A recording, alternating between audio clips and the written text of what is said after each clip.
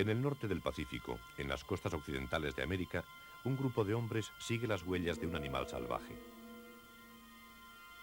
Van a la caza del hombre mono.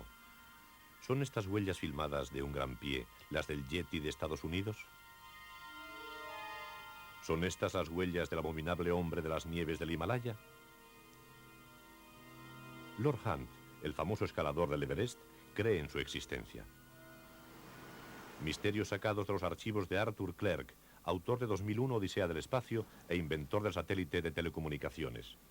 En su retiro del Sri Lanka, tras una vida dedicada a la ciencia, al espacio y a escribir, medita en los enigmas de este y otros mundos.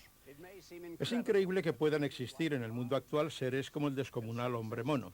Sin embargo, las pruebas de su existencia son actualmente muy considerables. Misterios del mundo, por Arthur C. Clarke.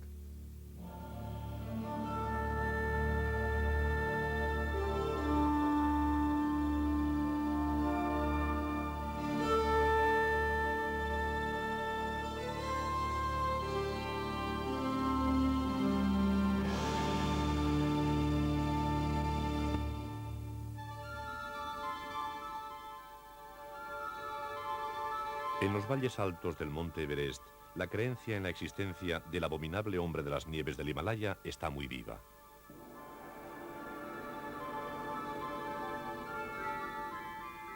Para los sherpas de las altas montañas no hay duda alguna. El Yeti está metido en sus rituales y en sus vidas. Kunjo Chumbi es el hombre más importante del pueblo de Kumjung. Él ha visto al Yeti.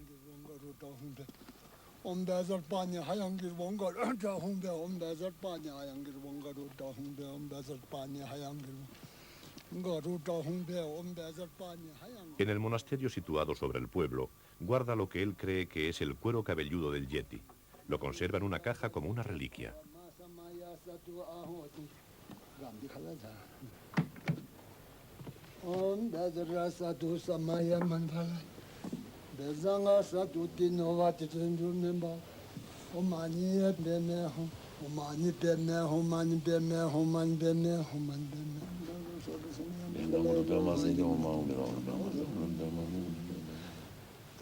Con cierta seguridad imita sus aullidos.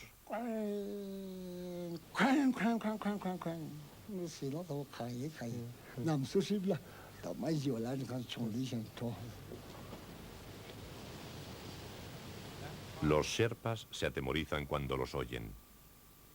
Hace 6 años, Langpa Domani los oyó muy cerca. Un yeti me atacó y me tiró al río. Su rostro era muy negro y parecía un hombre muy viejo.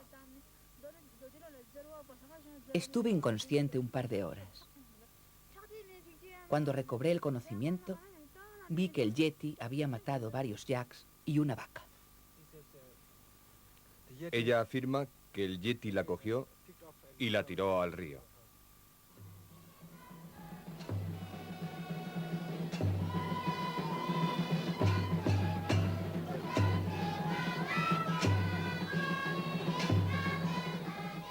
El Yeti aparece en todos los mitos y leyendas del pueblo nepalí.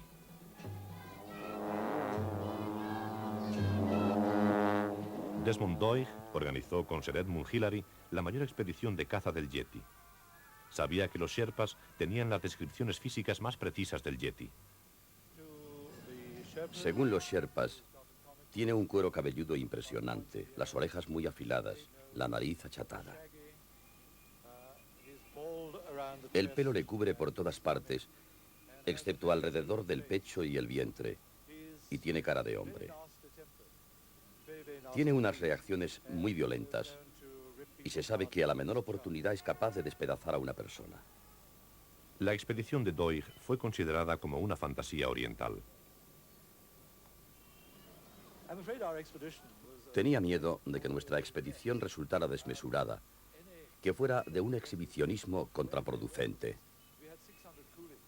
Un yeti que se autorrespetara tenía que huir de nosotros a la fuerza. Llevábamos 600 peones y unos 200 sherpas. Nosotros éramos unos 40, con unos anoraks de lo más llamativo, con colores vivísimos. Las tiendas eran de los mismos colores. Olíamos de otra manera. Nuestro aspecto era distinto. Nos comportábamos de manera diferente a los autóctonos. El olor de nuestros guisos debía ahuyentar a todo bicho viviente a nuestro alrededor. Es natural que la conclusión ilógica de la expedición fuera que el Yeti no existía. Otras expediciones de caza del abominable hombre de las nieves también fracasaron. Pero durante 50 años, los occidentales han continuado volviendo con testimonios nuevos. Emil Wick es uno de los pilotos más experimentados del mundo en vuelo sobre montañas.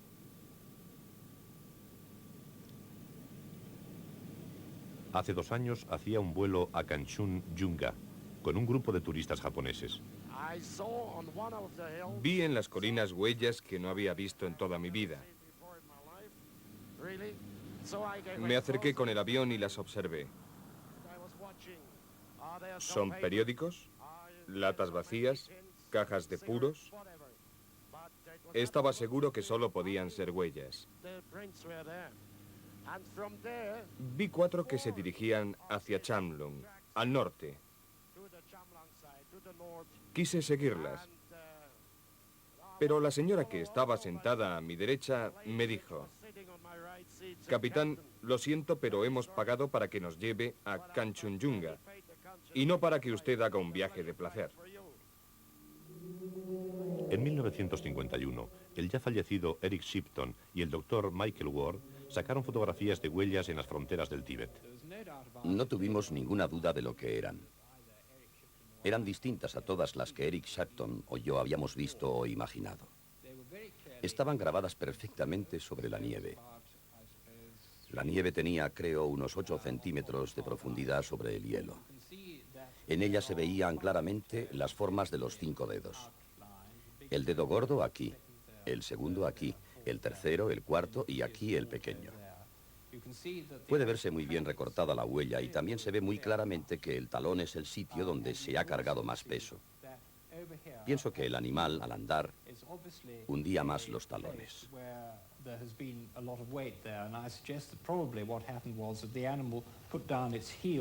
Las dimensiones de la huella tienen una longitud aproximada de 40 centímetros y una anchura probable de 13 a 16 centímetros. No creo que esta huella sea en absoluto una distorsión de la huella de otros animales. Se han propuesto otras hipótesis, por ejemplo, que se trate de huellas de 2 pies, uno encima de otro, pero yo no lo creo. No lo creo. Esta huella fue fotografiada en 1978 en el valle de Datt-Kossi por Lord Hunt, el jefe de la expedición que primero escaló el Everest. El animal había roto una corteza muy dura de nieve.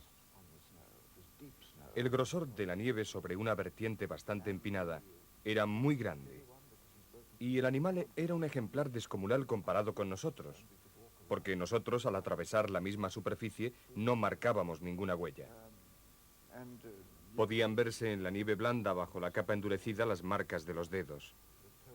No se trataba de huellas de oso, porque los Sherpas, siempre que he hablado con ellos de esto o cuando he estado viendo huellas con ellos, han insistido mucho en que no son huellas de oso.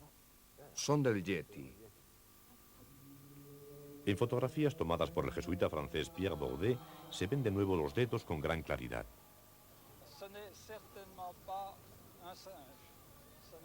Ciertamente no es un mono ni un oso, porque el oso tiene zarpas y este no.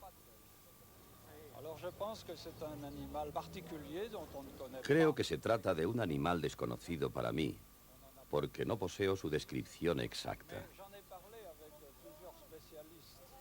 He hablado de esto con algunos paleontólogos y ellos se inclinan a pensar que nos hallamos frente a un animal de la era prehumana. Es decir, de un antepasado nuestro muy lejano. Aquí tenemos al jefe de escuadrilla, Lester Davis, de las Reales Fuerzas Aéreas.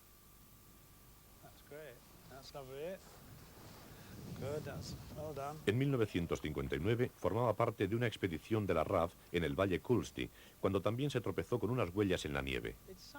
Se hundían unos 13 centímetros en la nieve. Yo, que pesaba con cámara y todo 76 kilos, solo me hundía unos 3 centímetros. Así que el animal que produjo aquellas huellas debía ser descomunal. Esta corriente glacial había socavado la nieve y yo me hundí. La cámara fue a parar cerca de mi cabeza porque al caerme hasta el fondo la nieve me llegaba hasta las axilas. Hacía un frío terrible. Salí del agujero gateando y me encontré cerca de estas huellas. De repente nos dimos cuenta de que ese animal, el yeti, acababa de salir pisando solo con sus 2 patas traseras. Se afirmó que su altura era de unos 3 metros y su peso unos 380 kilos. Son muy pocos los occidentales que han visto al Yeti, pero en 1970 un escalador inglés, Don Williams, estaba preparándose para escalar una de las montañas más difíciles del mundo. El Annapurna, por su cara sur. Oí a mis espaldas algo que se parecía a graznidos de cuervos. Miré al Sherpa y él me dijo, «Es el Yeti, Sahib». Me volví y miré hacia arriba, a la montaña, y vi 2 cuervos huir volando y una masa negra desapareciendo al otro lado de la cima. Mis primeros pensamientos fueron, «Cristo, ¿qué hago ahora?». Lo que hizo fue fotografiar las huellas. A la noche siguiente reapareció y él lo volvió a ver. De repente fue como si él se diera cuenta de que lo estaban observando. Es una manera de hablar. Rápidamente salió disparado por la ladera de la montaña. Debió descender en diagonal cerca de 1 kilómetro y se dirigió a una roca. Una especie de acantilado que se levantaba allí, desapareciendo en la sombra de las piedras. Y fue la última vez que le vi. ¿Son definitivas estas pruebas? Solo podemos hablar de posibilidad. Es posible que en alguna parte del mundo exista algo parecido al Yeti. Yo me arriesgaría a decir que soy un creyente firme de su existencia. Pienso que es una pregunta difícil de responder. Si elimino a los osos, no encuentro otra explicación que suponer la existencia de un animal no identificado que todavía no ha sido descubierto. Es notable que las mejores pruebas procedan de occidentales y consisten sobre todo en fotografías de huellas con muchas variantes. Sin embargo, sabemos que la nieve al fundirse adopta formas muy extrañas. En cuanto a los Sherpas, sus historias de yetis parecen estar íntimamente ligadas a sus ritos, y es muy difícil separar el mito de la realidad. En América las pruebas sobre huellas son mucho más consistentes.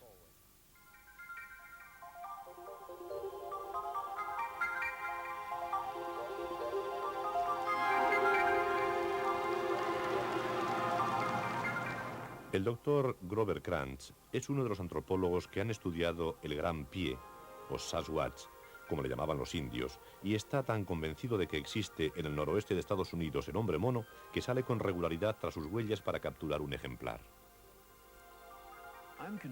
Estoy convencido de que existe por varias razones. Una, la más convincente para mí, es el estudio concienzudo de huellas que me ha llenado de satisfacción y en el que, al menos en algunos casos, no ha habido posibilidad de falsificación. Pero además hay observaciones hechas por ciudadanos de gran reputación y el número de observaciones correctas que parecen irrefutables alcanza varios centenares y de muchas yo me fío personalmente, aunque probablemente haya varios miles.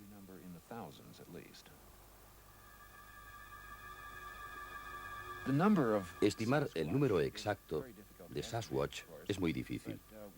Yo me atrevería a estimarlo en unos 200 en la zona noroccidental de los Estados Unidos y otros tantos en las zonas colindantes con el oeste del Canadá.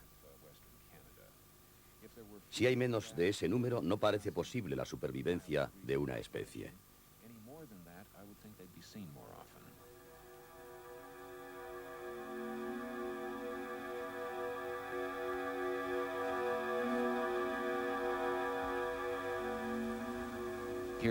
Aquí, en la zona noroccidental, junto al Pacífico, hay miles de kilómetros de tierra desolada donde no vive nadie. Casi nunca viaja nadie por ella, y un animal como el Sasquatch podría muy fácilmente vivir allí sin ser visto más que ocasionalmente. No sería extraño el no encontrar sus huellas. Las huellas del Gran Pie se extienden por la zona noroccidental de los Estados Unidos. El sargento Larry Gamage volvía una noche a su casa con su familia y su nuera Kathy. Vi a bastante distancia, por delante de mí, salir algo de entre los árboles hacia el claro que había entre el bosque y la autopista.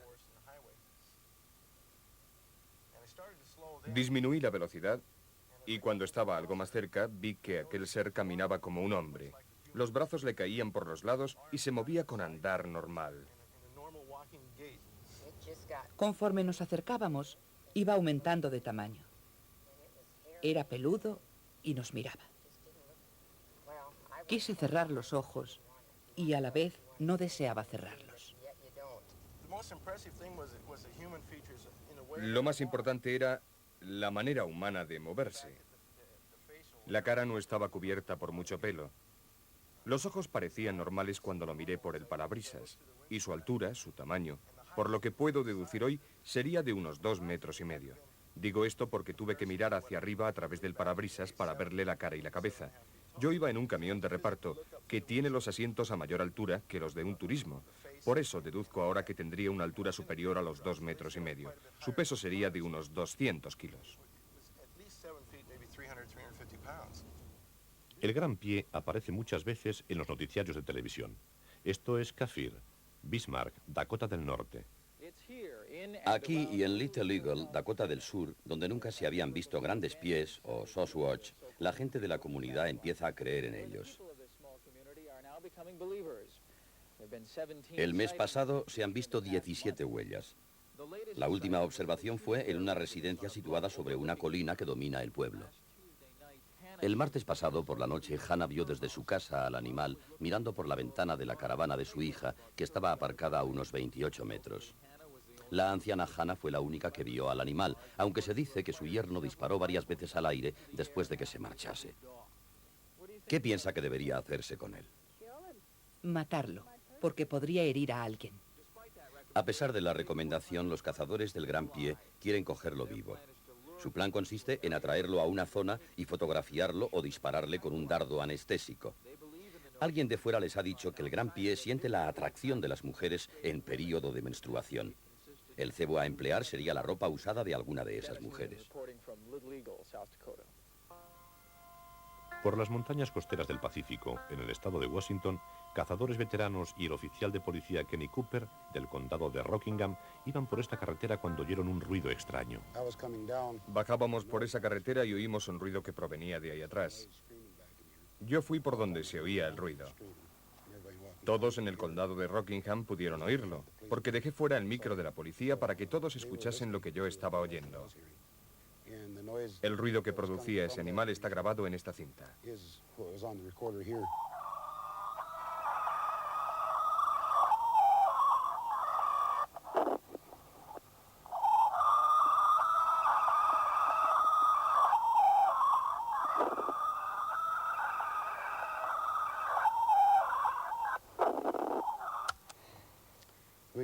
Enviamos la cinta a los laboratorios para que la analizaran.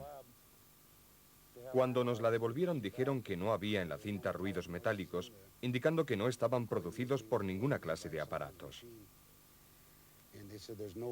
Dijeron que no era voz humana. Ningún hombre tiene cuerdas vocales capaces de emitir tonos tan altos y tan graves al mismo tiempo como los que se oían aquí. Pero fueron Bob Gimlin y su amigo Roger Patterson, atravesando una cala en un acantilado en el norte de California, los únicos que se encontraron de repente delante de ellos con un animal grande y peludo. Llevaban su cámara de vídeo cargada. Rodeábamos una curva y allí estaba. Un animal grande, peludo y con forma humana. Parecía tener una altura entre 2 y 2,5 metros. El animal nos miró unos segundos, se volvió y se fue despacio. La tierra en la que estaba era arcillosa y dejó unas huellas muy bien grabadas. Se alejó de nosotros muy despacio, como una persona que vuelve a casa después de su paseo. El animal parecía una hembra, porque tenía glándulas mamarias. Sus músculos eran grandes y voluminosos. En conjunto, parecía un ser humano grande y con pelos.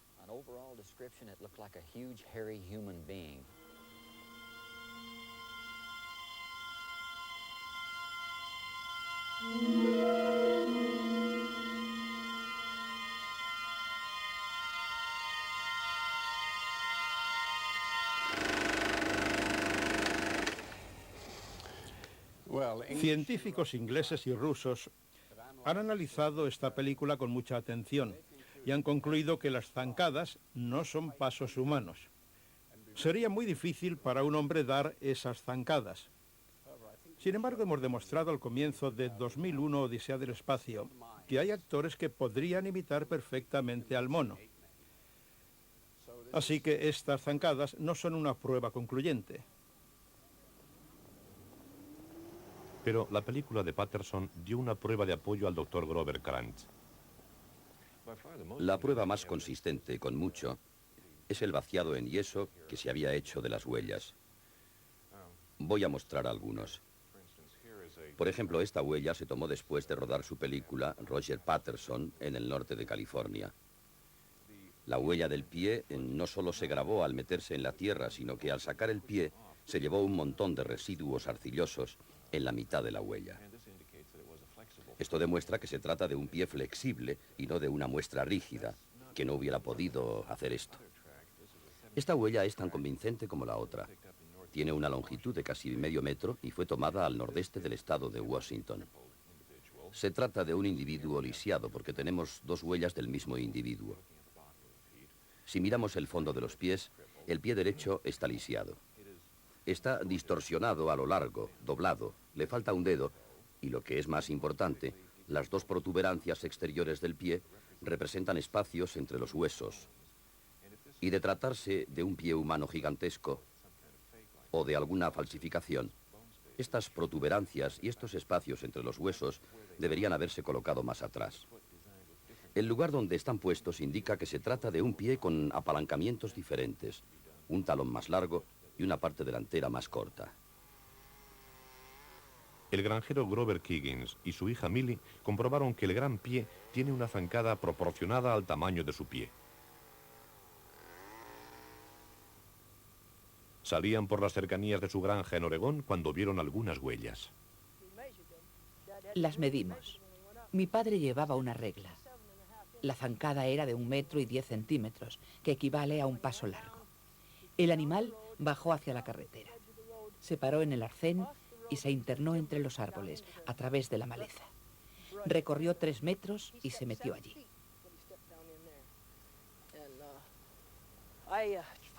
Yo lo seguí a corta distancia, pero no tuve ganas de continuar avanzando para ver quién producía aquellas huellas. Llegó una valla de alambre de espino que tenía una altura de 1,5 metros más o menos. El animal la pasó como si no existiera. Yo tenía que atravesarla arrastrándome por debajo. Creo que el gran pie es un animal que ya conocemos por los fósiles. Mostraré aquí un ejemplar. Este es un vaciado de la mandíbula inferior de lo que podríamos llamar gigantopiteco. Vivió en China hace 500.000 o 1 millón de años. Me gustaría compararlo con el gorila. Este es un vaciado de la cabeza de un gorila. Observen el tamaño de esto. Se trata de un animal que pesaba probablemente alrededor de los 160 kilos. Si observamos solo la mandíbula inferior, lo más interesante quizá es la diferencia que hay en el lado inferior de la mandíbula. En el gorila, los dos lados de la mandíbula se extienden solo modestamente conforme vamos hacia atrás, porque el cuello del gorila llega hasta aquí, detrás de la mandíbula inferior. Si el cuello se adelantara, la mandíbula debería ensancharse para dejar espacio. En el gigantopiteco, la mandíbula se extiende en un ángulo mucho más ancho, y la razón obvia es que el cuello está en su camino. Esto significa que la cabeza estaba encima del cuerpo en vez de colgar hacia adelante. Es una presunción aceptable de que se trataba de un animal bípedo erecto. Así terminamos una descripción del gigantopiteco. Era un bípedo erecto de una altura aproximada de 2,5 metros, con un peso entre 200 y 300 kilos y presumiblemente cubierto de pelo. Pertenecía a una etapa de la evolución demasiado primitiva para tener actividad cultural. No es probablemente más inteligente que un mono. Esta descripción coincide casi exactamente con la que se hace de un sasquatch vivo. Personalmente sería menos escéptico sobre el hombre mono si no hubiera tantos. Es difícil creer que un ser tan enorme como el Gran Pie pueda vivir en América sin que se le detecte. Si alguien me diera 20.000 pesetas para apostarlas en este asunto, apostaría 8.000 por el Yeti, 2.000 por el Gran Pie y el resto me lo quedaría.